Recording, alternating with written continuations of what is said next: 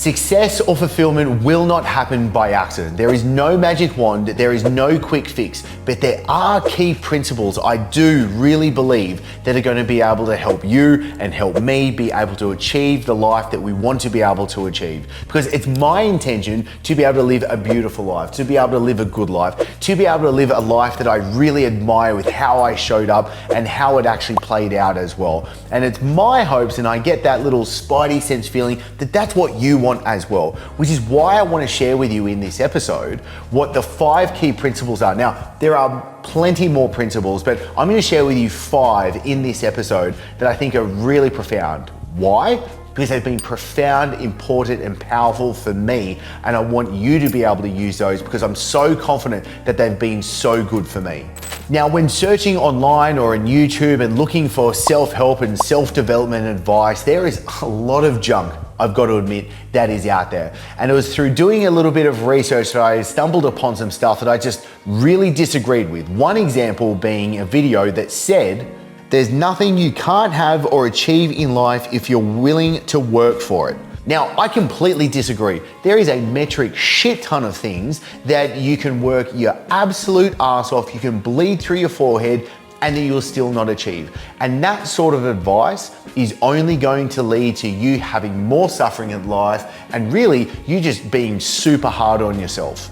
And I believe one of the best ways to be able to do this is to be able to have alignment in what it is that your values are for how it is that you actually show up in life as well. So for me, it's understanding what are your values, and from your values, you are able to be able to craft your principles, and it's your principles in life that are really your compass points. These are the things that help you navigate the waters as you go through life, hopefully, and with the intention of getting to where it is that you want to be able to go.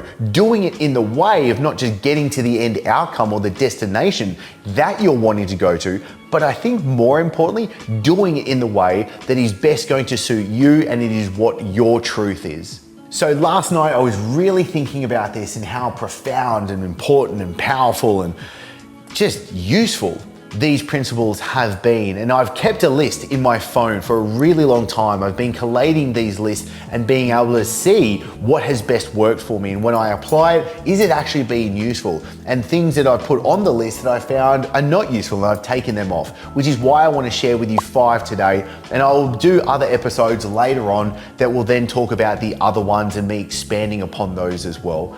But I believe if you can just start to use these 5, even just starting with 1 from today, you'll see a far greater impact in your life. The first principle I want to be able to share with you today is do less, do it better, do it with love. For me, when I think about it, I want to be able to do less. For me, far too many times I found that there is just too many things that I've been going out after. And when I have been able to cultivate and create and simplify and being able to get to simplicity really through kind of the thought of, you know what, there is addition through subtraction. I get more out of life when I'm actually subtracting and taking things away, getting to the core essence, getting to the gestalt of what is really important at the end of the day, and then being able to not just have less there, but being able to do it better. The things I am doing, I'm being able to put my whole absolute essence and my energy and my effort behind what it is that I'm wanting to be able to do, and that being so important.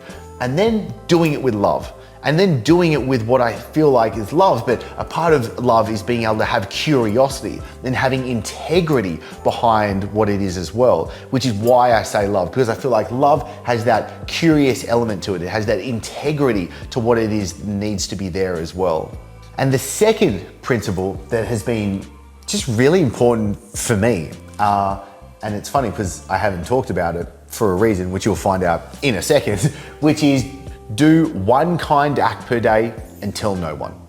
The idea is just installing, creating, almost really cultivating the character trait of being kinder, being a better person. Don't we think that that's a good thing for us to be able to do? But doing a kind act, at least 1 per day, focusing 1 kind act of really being able to help somebody else out there in the world. And don't tell anyone. There is no need to tell anyone that you've actually done that kind act, because then it's only you wanting to be able to get more of the good feels. And I feel like the good feels should just come from you cultivating within yourself that sense that you did good and that's just who you are. That's just what you do. And that's just how you show up in the world. And that's fantastic. There's no need to go out and to be able to get outside gratification for what it is that you do.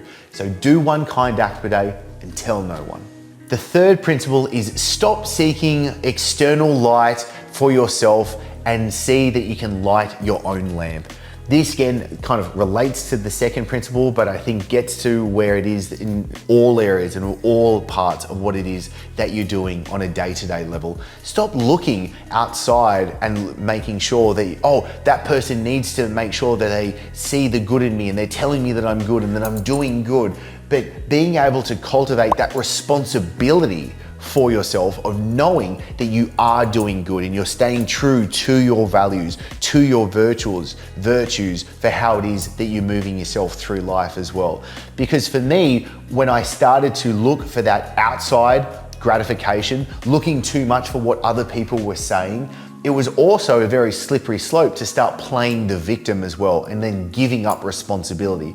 So by me claiming back my responsibility, letting go of playing the victim and ensuring that I am having a very great sense of truth to myself, then I'm able to then be able to move forward in life. And that doesn't say, like there is a caveat to this as well. It doesn't say you're not looking for outside advice, for critiques from other people as well. That is very important, especially taking it from the right people as well.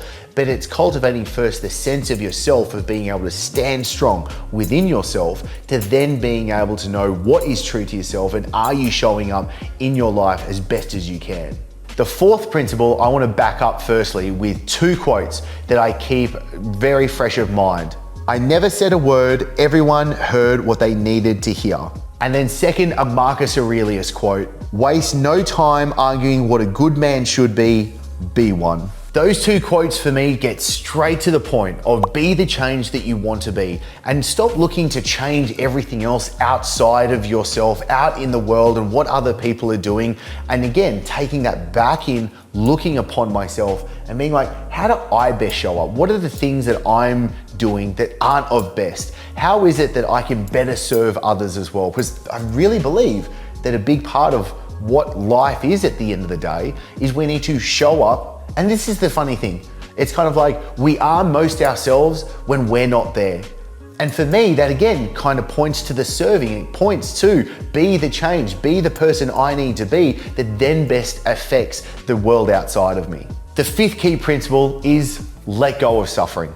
And again, it comes back with a quote from the Buddha that I want to be able to share with you. As long as there is attachment to the pleasant and diversion to the unpleasant, liberation is impossible. Liberation is impossible. Now, if that sounds a little bit too woo, a little bit too Buddhist, a little bit too spiritual for you, that's perfectly fine. But I tell you what, if a bearded up, tatted up, meathead of a dude like myself can really take profound insight from this, I've got high hopes that you can too as well. And that is a case of liberation, of being able to have the complete light. And I'm not talking about enlightenment right now. I'm going to take this back a couple of steps and say, how do we just show up and how do we have the greatest life that we possibly can, having more peace and harmony within ourselves as we go through this? And that is letting go of the things that are going to cause the suffering as well. If we have too much of an attachment to the things that we think are going to give us our pleasures and our desires, and we're trying to avoid the things that are going to cause our pain too much, then that is only going to cause us greatest pain and suffering. And so that is let go of the suffering, let go of those things as well, and be more willing to ride the wave of life. For me, I see the imagery of a wave. And the thing is, the only way that you can have a wave is if you have a crest. The only way you can have a crest though is you have a trough. And that's life. There's going to be the good and the bad. There's going to be the ups and the downs. There's going to be the ins and the outs. That's natural. That's the natural part and flow to life as well. So being willing and open and surrendering and accepting those ups and downs that come with it, so that you're not getting this massive joyful high that's so ecstatic and amazing, but then when it goes away that you start feeling discomfort and displeasure. But then when you go down and you have bad times in life, that's when you just start to hit rock bottom and you're in a tremendous amounts of pain. God knows I've been there before as well. And by letting that go as much as possible, again, not that I'm perfectly there, I'm wanting to work and practice through that, there becomes more of a harmony. The crests and the troughs aren't as wide and apart from each other. We can start to bring them down. We can have more of a harmonious flow with each other as well. And that only really comes, I believe, through letting go of that suffering as well. So when we think about these 5 key principles that have been so useful, so practical, so actually a great way to be able to help myself navigate through life, I want you to be able to use these as well. I want you to be able to pick up what I'm putting down in this episode, and I want you to be able to use what you can. Don't take it all. Do never, ever take, or especially me, but anyone's advice as absolute, rock solid things that you must use in your life. No. All this is I want you to have a little bit of an investigation. I want you to have a little bit of curiosity into it, and through that curiosity, there becomes awareness, and through awareness, there becomes investigation. That investigation is, well, what is Chris saying right now that I can use today? What is one thing that I can take away from this? Can I apply 1, 2, 3, 4, or 5 of these principles today to be able to best show up for yourself? That is the thing that I really want to get across for you. That is the thing that I really want you to be able to apply for yourself, because then you're in power. You've always been in power, but maybe you've divvied it off, you've handed it off, you've let go of it. Well, time to pick it back up, time to be able to use it as well. That is the thing that's going to bring me delight.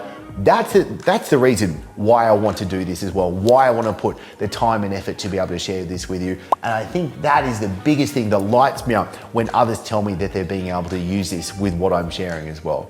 So I want to thank you for your time and attention in joining me. And I want to make sure, if you haven't subscribed to the show, if you're not following, please do so. Whether you're watching me on YouTube, whether you're joining me on the podcast, I want you to make sure on whatever platform, hit subscribe, make sure you follow, make sure you join with me and the rest of us, because as we grow together as a community, we're only helping each other rise. And I think that's really cool. That is something that gives me the good feels, and I really appreciate that. So thank you for being here. Thank you for your time and attention. And I'm looking forward to seeing you in the next episode.